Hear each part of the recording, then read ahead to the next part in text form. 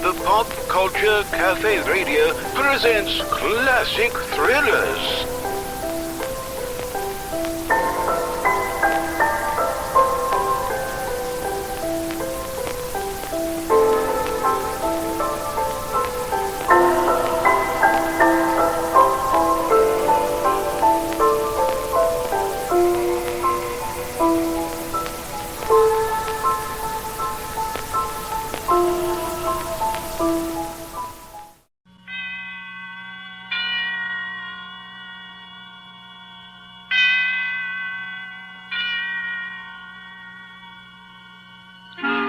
Suspense.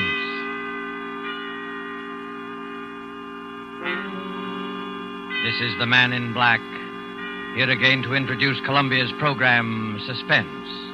Our starring Hollywood cast of characters reads as follows for tonight. As Aunt Julie, one of those stark, severe, and terrifying women who is encountered ever so often along the grimmer outposts of the American countryside, Miss Agnes Moorehead. As Carol Linden, the girl who returned to a scene of childhood happiness and found terror living in the house, Miss Ellen Drew. As Paul, Carol's husband, who had his own ideas as to the explanation of these strange events, Mr. Ted Reed. A first radio play by Larry Roman called Uncle Henry's Rosebush is tonight's tale of suspense. If you have been with us before, you will know that suspense is compounded of mystery and suspicion and dangerous adventure. In this series are tales calculated to intrigue, to stir your nerves, to offer you a precarious situation, and then withhold the solution until the last possible moment. And so it is with Uncle Henry's Rosebush and the performances of Agnes Moorehead as Aunt Julie, Ellen Drew as Carol, and Ted Reed as Paul. We again hope to keep you in suspense.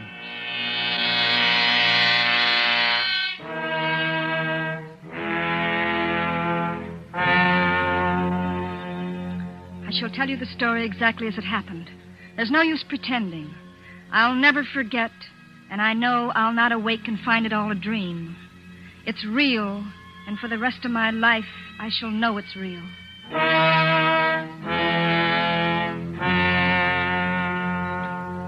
Paul was to have his first vacation since we were married. I suggested we visit my Aunt Julie and Uncle Henry, who had a small farm upstate. They had always been very kind to me. When I was a child, I used to spend my summer vacations with them. They loved children. I've often wondered why they never had any of their own. Some time ago, I'd lost track of them. They had never seen Paul, and I was certain they'd like to. Paul said it would be fine. We'll surprise them, I thought. We were the ones who were surprised.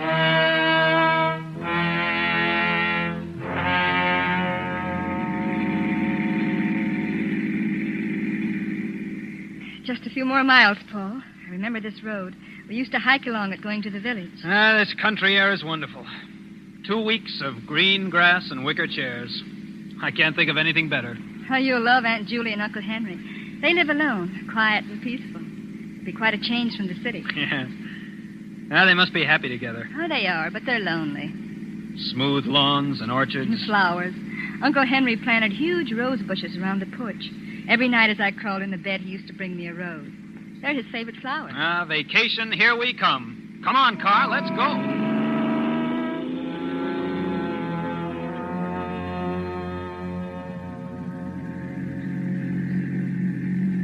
Just around the bend. Here we go.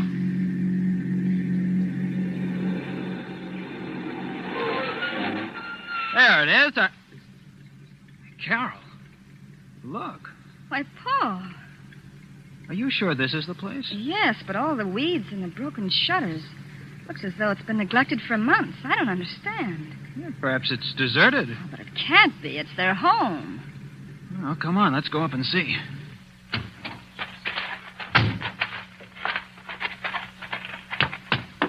The dirt on this porch must be an inch thick.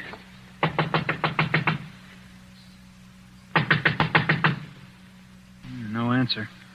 Nobody here. Look, Paul, over there at the end of the porch. The rose bush. Uncle Henry's rose bush. Why, it's trimmed and neat. It's the only thing that seems to be taken care of. Oh, then somebody must be here. Maybe they can tell us what happened to Aunt Julie and Uncle Henry. Knock again. Mm-hmm. Someone's coming. Well? We're looking for a Mr. and Mrs. Connors. They used to live... why, Aunt Julie, I didn't recognize you. Well, it's me, Aunt Julie. It's Carol. I wasn't expecting you. Paul's vacation. We thought we'd spend it here. Well, you've been asking for us for years. This is Paul, my husband. Oh, Carol's told me so much Why about did you come? What? I said, why did you come? Well, aren't you glad to see us? Well, Aunt Julie, something's happened. Nothing's happened. Oh, but it did. Tell me, Aunt Julie, we'll help. Well, of course we will. You shouldn't have come. Well, Carol, if she doesn't want us, let's go. No, Paul. This isn't like you, Aunt Julie. Something dreadful has happened, I know it. Go, Carol. Please go. Listen, if it's money, Aunt Julie, well, we haven't got too much, but you're welcome to I it. tell you, nothing's wrong. Oh, but there must be. This house... You're her husband. I'm asking you to take her and go away. Oh, Come on, Carol. We're not wanted. Let's go. we're going to stay. Well, there you are. She's your niece, and you know how stubborn she can be. We're going to stay. Where's Uncle Henry? I say, where's Uncle Henry? He's not here. Oh, but where is he? He's not here. Isn't that enough? Oh, when'll he be back? He won't be. Oh, but Aunt He Julie... won't ever be back. I stood there bewildered. Aunt Julie had run out of the room. Oh, perhaps she was crying. I don't know. I just knew that Uncle Henry was gone. He had left her. It seemed strangely impossible. They'd always been so happy. So supremely happy that it seemed that the only thing that could separate them on this earth was death. And now this. I couldn't believe it. Paul and I walked into the living room. It was almost as dusty as the outside. The curtains were dirty, the floor littered with old newspapers. The entire room showed the same signs of neglect as the outside. And when I recalled how neat Aunt Julie had always been with her housework, a feeling of apprehension crawled up my back.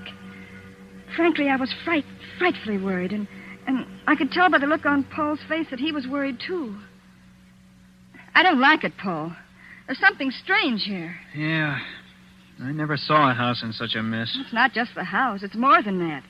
Something much more. I'm sure of it. Well, really, Carol, it's none of our business, don't you? Well, perhaps not, but you don't know Aunt Julie like I do. She'd never ask for help, no matter how much she needed it. I'm just not trying, Paul. I suppose you're right. They've always been so kind to me. I've got to help them. But how can we, Carol? Why, we don't even know what's wrong. They were always so happy together. Somehow I can't believe they've broken up. Something else has happened. Something terrible. And I'm going to stay until I find out what. Well, in that case, we better find a place to sleep. All the bedrooms are upstairs. Come on. Right. Wow. Look at the dust on the banister. I bet this place hasn't been cleaned in a month. Paul. Huh? Did you see the way she looks? Yeah. Gee, her face seems completely wrinkled with worry. No wonder I didn't recognize her. She seems much older and frightened. Well, do you think she's ill? I don't know. I wish I did. Wow, look at that hall. Gloomy and dirty. Where do these doors go to? Well, that one's to Aunt Julie's room, and this one's Uncle Henry's. The one across the way is the spare. I guess that's ours. Well, let's go in. Wow. What a mess. Well, might as well get busy cleaning. Yeah, there's nothing like a good round of house cleaning before supper. Paul, so long as Uncle Henry's not here, maybe we can take his room. It's got an adjoining door to Aunt Julie's, and then in case she needs us, we'll be near. Okay. It doesn't matter to me which room we clean. Let's go. Here. It's this one over here. Well, this is... Paul, look. It's all clean and neat. Well, I'll be darned. It's the only clean place in the whole house. I don't understand. Every room is inches in dirt, except this one. The outside is completely neglected. Except the rosebush. Uncle Henry's room and Uncle Henry's rosebush. I don't get it. Well, look, on the dresser there. Aunt Julie's picture and a pipe and tobacco. Why, that's Uncle Henry's favorite pipe. Drawers full of shirts, socks, underwear. Carol, if your uncle went away, why did he leave this? I don't know. Strange, but What's that paper, Paul? why, it looks like... It is an insurance policy for $30,000 payable to your Aunt Julie in case Uncle Henry dies. Carol, What are this you is... two doing here? Aunt Julia. What are you doing here? Well, we thought that What's we that could- in your hand? An insurance... Give it to me. But I... And keep out of this room. Well, we didn't Don't need any let me harm. back in. I didn't know how to take this. Uncle Henry's pipe and all his clothes were still in his room. And yet, Uncle Henry was gone. I couldn't understand why Aunt Julie got so angry. I looked to Paul for an explanation. I could tell he had something on his mind, but I didn't dare ask him what it was, and he didn't say. After Aunt Julie's outburst, we went back to the spare room and cleaned it. Then we washed and started downstairs for supper. Watch your step, Carol. These aren't the strongest-looking stairs. It'll be all right. Paul, what do you make of Aunt Julie's behavior? Frankly, Carol, I'm worried. I'm frightened. May as well admit it. There's something strange here that frightens me to death. Well, I don't think there's anything to be frightened of. It's just that... Oh, there, that's the last step. This way to the kitchen. Right. Oh, as I was saying, I don't think there's... Look out, Carol! Wow, that was close.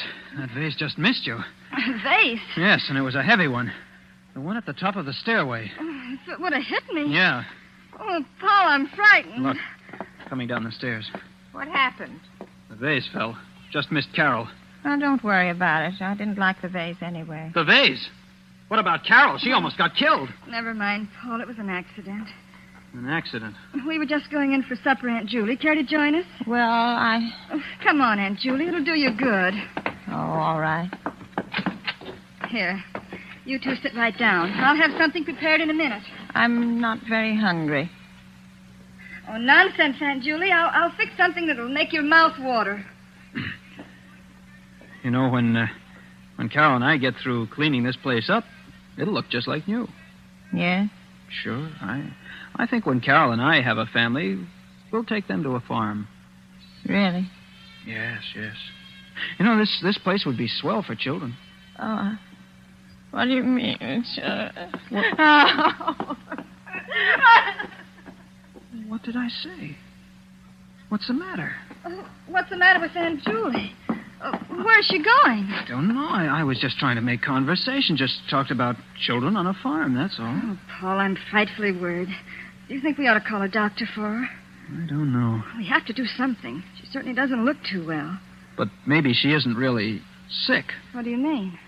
Well, maybe if your Uncle Henry did leave her, well, then maybe... You mean she still loves him? It's possible, but... Oh, but you don't really believe it. Oh, Carol, I don't know what to believe. I just know something's wrong. Uh-huh. I'm not hungry, Paul. Me either. Let's go for a walk. Maybe we can figure something out. Country's so peaceful and beautiful in the night. Yes, it is. I wish you could enjoy it. But I can. Oh, don't try to fool me. Your first vacation in years, and you run into this. Well, we have to help her. Of course. But how? Yes, we don't even know what's wrong. She not only won't tell, but we can't get near her long enough to talk to her. Suppose Uncle Henry really did leave her. He may have gone off in a huff. That would account for the clothes being here. Well, perhaps. And suppose she still is in love with him. Well, that would account Oh, for... but even if that's so, could that make her feel so badly? Make her act like this? Not talking, neglecting everything? Everything except his room and his flowers. I don't know. A woman's love is a strange thing. If you left me, I don't know what I'd do. Well, if that is the case, the thing to do is to make her forget. That won't be easy. No, I don't imagine it would be. But suppose we take her to the city with us until she forgets. Well, we could ask her at least. Yeah. Yeah, come on. Let's go find her. Oh. Hey, watch out. You almost fell. I tripped. I'm all right. Look, Paul. What? Look what I tripped over. It's a mound of freshly dug earth. Well, what's that for? Paul, it looks like a grave.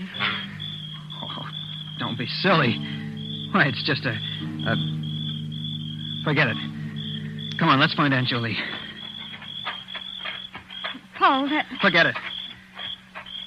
Say, what's that building over there? That's the barn. There used to be a swell old cow there with a bell around her neck and chickens and ducks and all sorts of pets. Yeah, this must have been a happy place. It was. But now... Paul, standing by the barn, it's Aunt Julie. Come on, let's ask her now. Aunt Julie? What you doing? Following me? How could you? Well, it was a nuisance. Oh, Aunt Julie. Oh. A cat. With its neck wrung. This was the first indication of Aunt Julie's ruthlessness. It seemed so unlike the Aunt Julie that I knew. She was always kind. But there was no mistaking the anger in her eyes as she stood there in the dim moonlight, the strangled cat in her hands. She killed it, she said, because it was a nuisance. If she could do that, what else was she capable of doing? Paul and I went into the house. We went upstairs and put the finishing touches in our room and went to bed. I couldn't sleep. And as I watched the moon make its slow, solitary way across the heaven, I kept thinking, Paul and I are also a nuisance. Paul and I are also a nuisance. Toward midnight, I became drowsy and was just beginning to fall off to sleep when I heard footsteps in the hall. Paul. What? Paul, wake up. What is that? Shh. I hear footsteps in the hall. Footsteps? I don't hear anything. There. Hear it? Yeah. Must be Aunt Julie. Oh, what would she be doing up this time of night? I don't know, but who else could it be? Well, I'll go see. I'm coming with you. Now, quiet. Don't put on the light. I can't see. Oh, yes. Now I can. It is Aunt Julie. She's walking down the hall. I think she's coming this way. Quiet. Shh. I think she's... What's she got in her hand? Looks like a scissors. Scissors? Yes. What would she be doing with... Carol, she's coming this way. Oh. Get back in bed, quick. What? Get in bed. All right, now, quiet.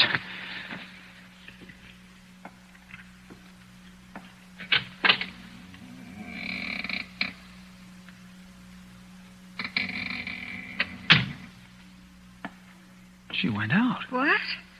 Yeah. She just looked in and left. Do you think she knew we were awake? I don't see how. Let's follow her. All right. Where's my other slipper? Ah, there. All right, come on.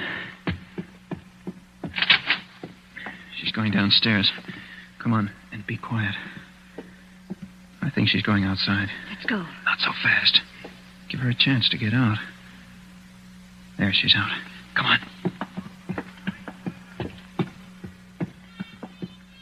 Look, Paul.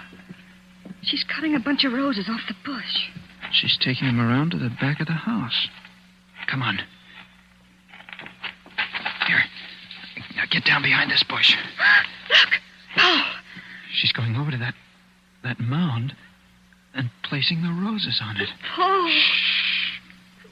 But, Paul, it looks like... Quiet, Carol. She's kneeling beside it. Now she's getting up and coming back. Get down.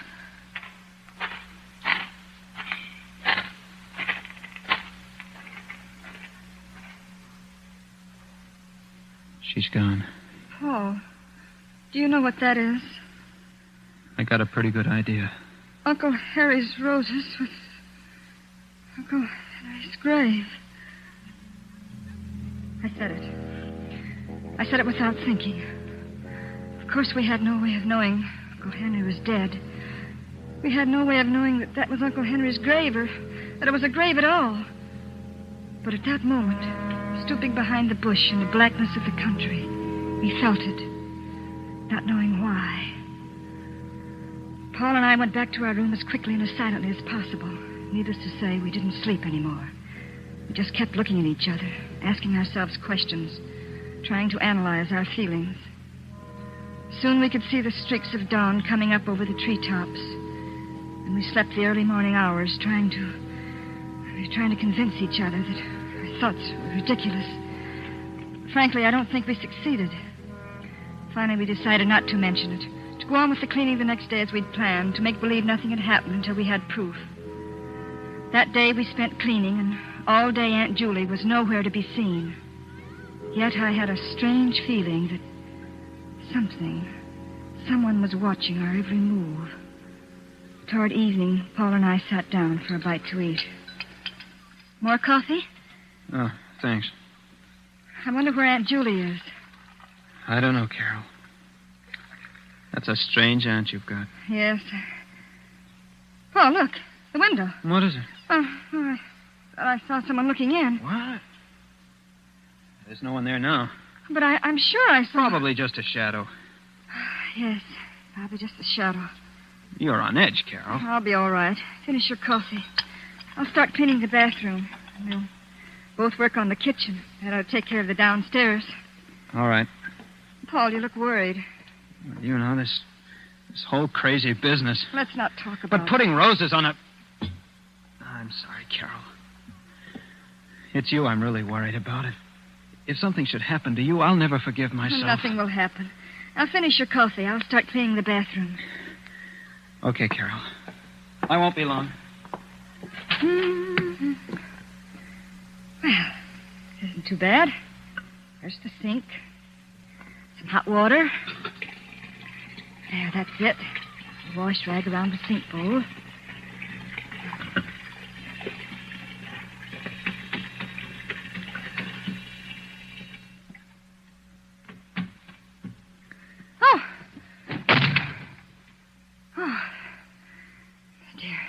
The wind. Guess I'm getting jumpy.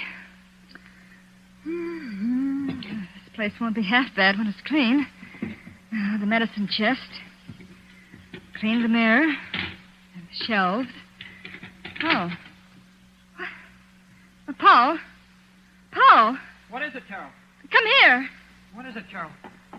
What's the matter? Look. Here in the medicine chest. Where? It's a hypodermic needle. What would a hypodermic needle be doing here? Well, it's not likely to be here for nothing. Look, alongside of it. A bottle of... What's it say? I can't read it. It's awful-looking stuff. Open the bottle. All right. That cork's in tight. There. Oh, nauseating. Stuff like that would kill a person. Paul, it's not a joke. I'm sorry, Carol. Do you really think Aunt Julie... I don't know. Oh, it can't be, Paul. It can't be. Maybe not, but we better find out. And quickly, Carol. There's one more thing to do. I'm going to see if that's really Uncle Henry's grave. I'm going to dig it up. Oh, Paul, you can't. Don't you see? I have to. If it is, we're in danger. Of course. I'm still not sure that falling vase was an accident. We have to find out about this business once and for all. Well, I'm coming with you. We walked out toward the back of the house. And through my mind flashed the succession of events. The neglected house, Aunt Julie's insistence that we leave, the roses, the grave, the insurance policy, and now the hypodermic needle and that infernal oil. All the evidence pointed to but one conclusion. I couldn't believe it, and yet there it was, motive and method. And now we were going outside to dig up the last remaining evidence. Well, this is it, Carol. Sure you want to watch? Well, I won't stay in this house alone. And look at the beautiful roses around it. Hurry up, Paul. Let's get it over with. Okay. Here goes. I never thought I'd turn into a grave digger. This dirt isn't packed tight. Easy to dig. It's getting dark. Yeah. Oh, I think I'll run in and get a lantern. I'll be right back, Carol. All right. Every one of those lengthening shadows looked like a ghost. It gets dark quickly in the country. I was afraid, but I knew Paul would be back in a minute. I picked up the shovel and began to dig. Oh, there. That's better. I'm not so nervous. I'm working. Is that you behind me, Paul? Bring the lantern closer. Gee, it's so dark. Paul, Paul, Uncle Henry! What are you doing? What are you doing? What are you doing to my grave? Put it back. Put it back. Oh, my flowers, my beautiful flowers, my lovely roses. You've hurt them. You've hurt my roses, and I won't let you. I won't. Keep away. Keep away, Uncle I won't Henry. let you hurt my roses. My sweet, delicate roses. Take your hands away. Take them. You broke them. You killed them. Stop it. Stop it, I'm Henry. going to kill her Stop just it. as she did my roses. Stop it. Take your hands away. Kill her. Henry. Kill her. Henry. Oh, forgive me, Henry. I didn't mean. Are you all right, Carol? Yes. Oh, Yes, I think so. What happened? What? Uncle Henry? Aunt Julie saved my life, Paul. And we thought she... Oh, can you ever forgive us, Aunt Julie? you didn't know. Then You he didn't wasn't know? dead at all? No. No, he wasn't. Oh, I don't understand. He was living in his room all the time, Carol. I was taking care of him. When you two insisted on staying here, I kept him out of sight. Oh, I didn't want to kill him, and I had to. He would have killed Carol. Aunt Julie. Oh, if you only had left when I asked you to. But perhaps it's better this way. He never got that violent before. I could always take care of him. The hypodermic needle and the sedative calmed him when he got a little wild, but then when I saw him strangle the cat, I knew he was getting completely out of hand. Yes, it's better this way. He's better off dead. Poor Uncle Henry. The grave and the roses were a whim of his. A whim. And look, he fell right in his own grave.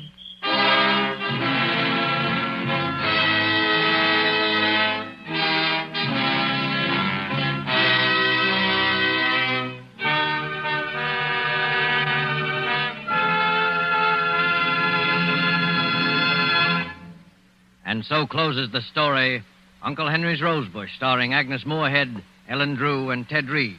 Tonight's tale of Suspense. This is your narrator, the Man in Black, who conveys to you Columbia's invitation to spend this half hour in suspense with us again next week, same time, when we will present another flowery bouquet of suspicion and terror and a homicidal maniac at large. Only this time, the roses will be white. The story will be The White Rose Murders by Cornell Woolrich. The tale of a killer who trademarked his crimes by leaving a white rose on the victim. Our star will be Maureen O'Hara. The producer of these broadcasts is William Spear, with Ted Bliss, the director, Bernard Herrmann, and Lucien Mahowick, conductor and composer, and Larry Roman, the author, collaborated on tonight's Suspense.